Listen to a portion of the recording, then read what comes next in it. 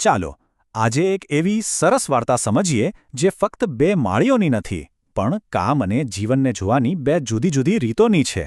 આ વાર્તા આપણને એ શીખવશે કે શા માટે પરિણામ કરતાં પણ વધારે મહત્વનું છે કામ કરવાની રીત. આ એક એવો સવાલ છે જે આપણા બધાના મનમાં ક્યારેક ને ક્યારેક તો આવે જ છે, ખરું ને? આપણી આસપાસ પણ આપણે જોઈએ છીએ કે સરખી તકો હોવા છતાં કોઈક સફળતાની ટોચે પહોંચે છે તો કોઈક નિષ્ફળ જાય છે. તો ચાલો આજે આ સવાલનો જવાબ શોધવાનો પ્રયત્ન કરીએ.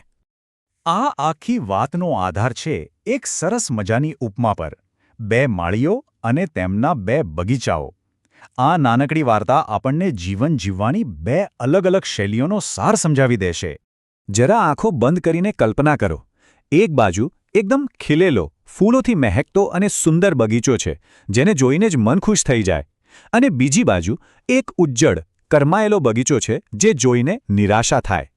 આ બે ચિત્રો વચ્ચે જે તફાવત છે ને, એ જ આપણી આખી વાતનો પાયો છે. તો આ બે માળીઓ છે કોણ? એ માત્ર વાર્તાના પાત્રો નથી, પણ બે અલગ પ્રકારની માનસિકતાનું પ્રતીક છે.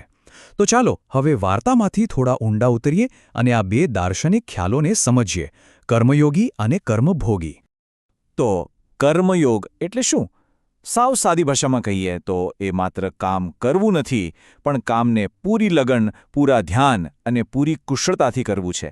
ફળ શું મળશે એની ચિંતા કર્યા વગર બસ કામ કરવાની પ્રક્રિયામાં જ આનંદ લેવાનો છે. આ એ રસ્તો છે જે સાચા સંતોષ તરફ દોરી જાય છે. કેવી રીતે? ચાલો આગળ જોઈએ. જુઓ, અહીંયા તફાવત બિલકુલ સાફ દેખાય છે. પહેલો માળી જે કર્મયોગી છે એ દરેક નાના મોટા છોડની સરખી માવજત કરે છે. એના માટે કામ જ આનંદ છે. પણ પેલો બીજો માળી કર્મભોગી, એનું ધ્યાન તો બસ થોડા સારા ફૂલો પર જ છે. એના મોહમાં એ આખા બગીચાને ભૂલી ગયો છે.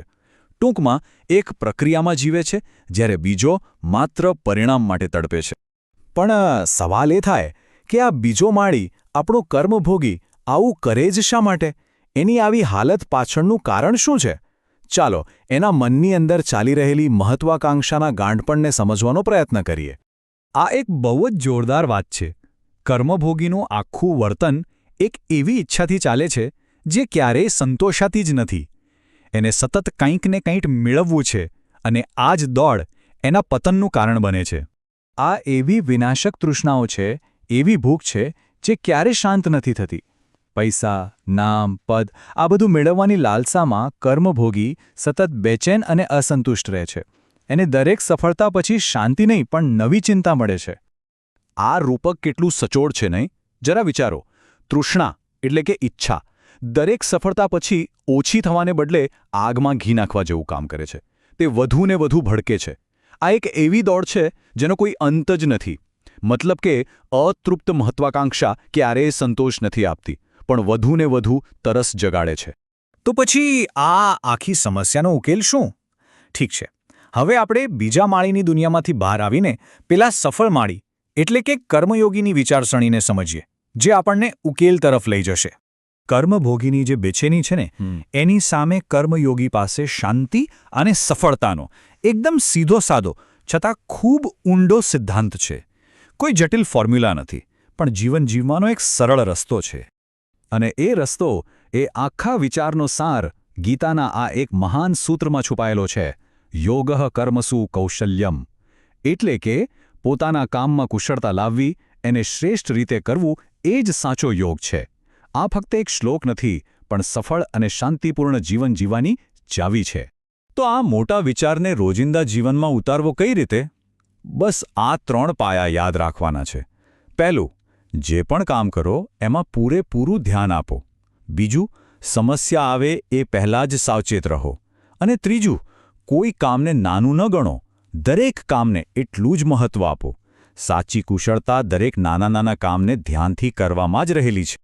તો ચાલો હવે આપણે આખી વાતના સાર તરફ જઈએ. કર્મયોગીના રસ્તા પર ચાલવાથી છેવટે મળે શું? તે માત્ર બહારથી દેખાતી સફળતા નથી, પણ એનાથી ઘણું વધારે છે.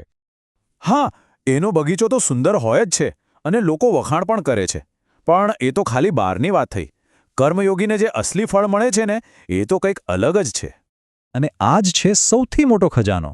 કર્મયોગીનું સાચું ઇનામ બહાર નથી, પણ એની અંદર છે. એક એવી શાંતિ, એક એવો સંતોષ અને એક એવો આનંદ જે કોઈ એની પાસેથી છીનવી નથી શકતું. આ પરિણામનો નહીં પણ પ્રક્રિયાનો આનંદ છે.